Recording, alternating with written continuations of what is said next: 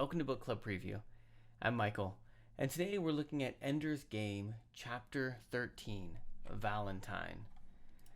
Now, a lot of these chapters have been pretty long, but I think this one we can go through pretty quickly.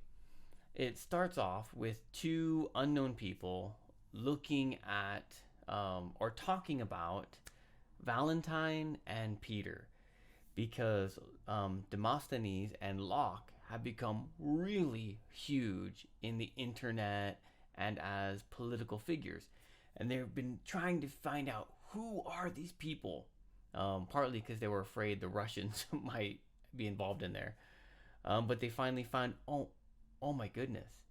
It's like this 14-year-old kid and this 12-year-old girl, and their Ender Wiggins brother and sister. Wow. And they think about what should they do? Should they arrest them? Should they let everyone know? But Graff says probably just let them continue.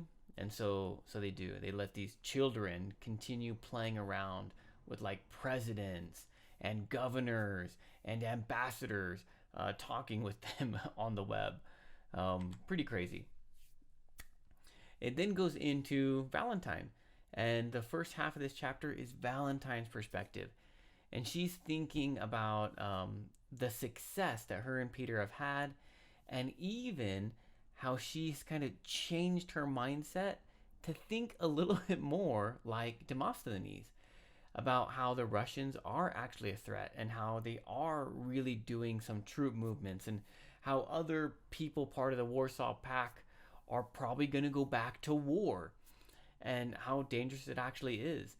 And this is partly because people have been emailing and writing messages to Demosthenes and to Locke, and some of these are really high-level political figures in the world, and sometimes they let things slip about real events, and then Peter and Valentine get together and talk about these, and they can learn the actual truth.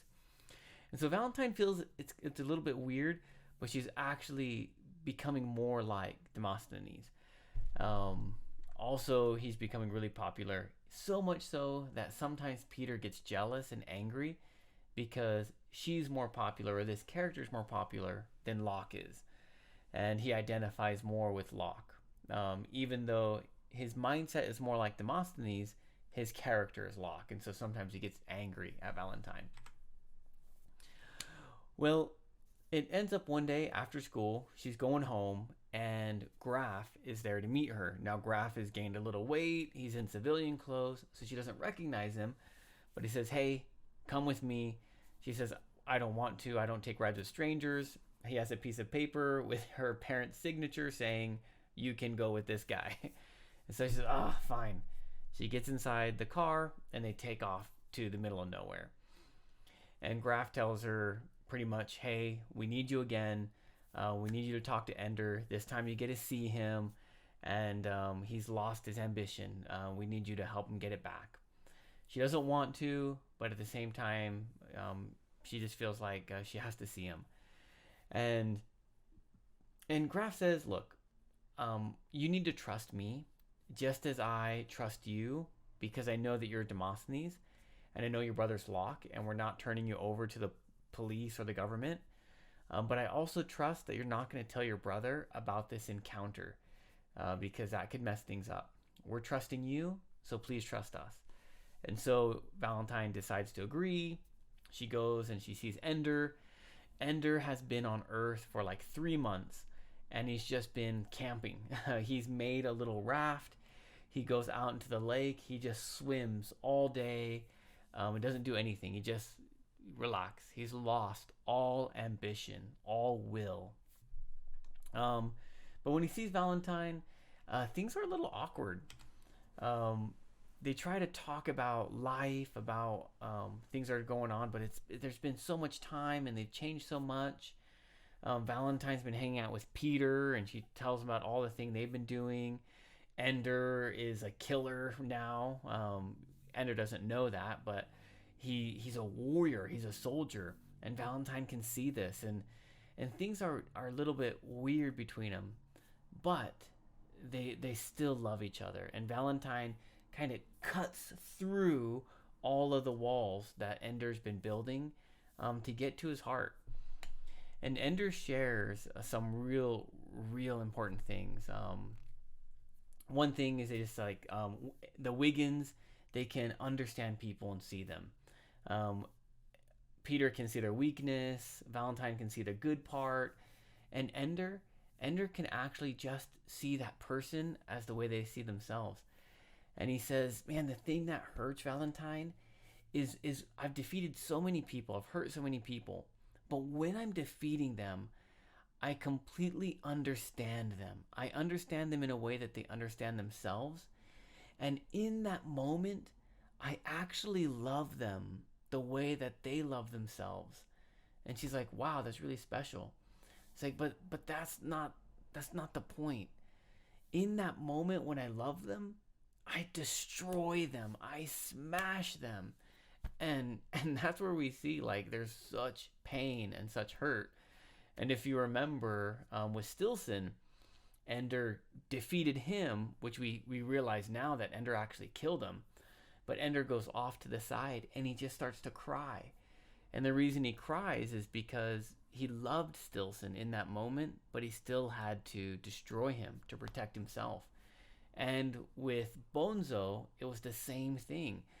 Like, he actually understood Bonzo and he loved him, but he still destroyed him. Now, he doesn't get into all that, but we can guess that from that statement. Oh man, that hurts so bad. But Ender just doesn't want to continue. He's tired of playing the games. And Valentine gets honest, and she's like, "Well, man, what's going on Earth? That's not a game. We're about ready to go back into war. People are going to die. And the buggers, that's not a game. Ender, if you don't do this, we're all going to die. I'm going to die. You're going to die." And like, is none of that important to you? Is your sister not important to you anymore? And she just, she hits Ender right in his feels. And Ender's talking and stuff, and he says one thing that's really important. Because Valentine is like, don't you want to win? Don't you want to have the power? I know you want to beat Peter. This is the way you can beat him. If you beat the buggers, no one will care about Peter taking over the world. Everyone will be looking at you. And Ender says, I don't want to beat Peter. I want Peter to love me. And Valentine is like, wow, like she doesn't even know what to say. She's so shocked. But finally, she takes the raft back and she says, "Hey, look, Ender, whatever you do, I love you." And she just takes off. And at that moment, Ender's like, all right. He goes up to the cabin. He goes up to Graf. He's still wet from the lake. And he's like, "When can we leave?" And Graf is like, "When you're ready." And he said, "Okay, let me shower. Let me pack." He showers and packs. He comes out, and Graf is suited up in his uniform. And like, all right, let's go. They jump in a car, and they start to take off to outer space. And they go through these checkpoints. And it's kind of crazy because at first there's like just soldiers. "Yes, sir. Yes, sir. Yes, sir." But as they keep going past these checkpoints, they're higher level people. And the higher level people aren't interested in Graf. They're interested in the little boy next to Graf. And Ender can feel this change as they finally go onto the rocket. The rocket goes into outer space. And then it goes to like another space station where they go for like super light speed travel. As they go on this tug, what they call it, they're flying out there. The pilot gets really angry because he's locked in this boat for 3 months, and even when he goes to the station, he can't return because it's all classified information. But during this 3-month trip, there's not a lot of reading. There's just a lot of movies. So Ender talks with Graf a lot, and they talk about everything, about buggers, about astronomy. And Graf tells him that we are sending all of our ships to the bugger homeworld right now because we are attacking them. The first invasion, the buggers attacked us. The second invasion, the buggers attacked us. The third invasion is us attacking them. And we can do this because we have faster than light communication, instant communication, even across the universe. And so all our ships are headed there. and we need a commander to control these ships. And this is going to happen, Graf says, in about 5 years. So Ender's like, man, I'm not going to be ready in 5 years. And Graf says, well, do your best, man, because you're all we got. So Ender says, okay, fine, I'll do it.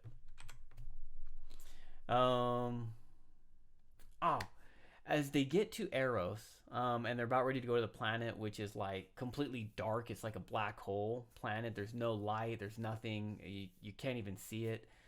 But they're going to the planet, and Ender's like, man, I have one more question. Why are we fighting this war? And it comes down to Graf saying, look, the buggers don't need communication devices. They communicate straight from their mind. We've tried to communicate to the buggers, but how can they understand writing when they just think to each other? And how can we understand how to think to them when we communicate with writing and words? It's like we've been trying. Maybe they've been trying, but it's just not possible to communicate. And ultimately, each species has the will to survive, and that means they have to eliminate the other race, other species, if they can't communicate. So that's why we have the war. Some vocabulary: prepubescent. Puberty is when your body starts to change from a boy or girl to a man or woman.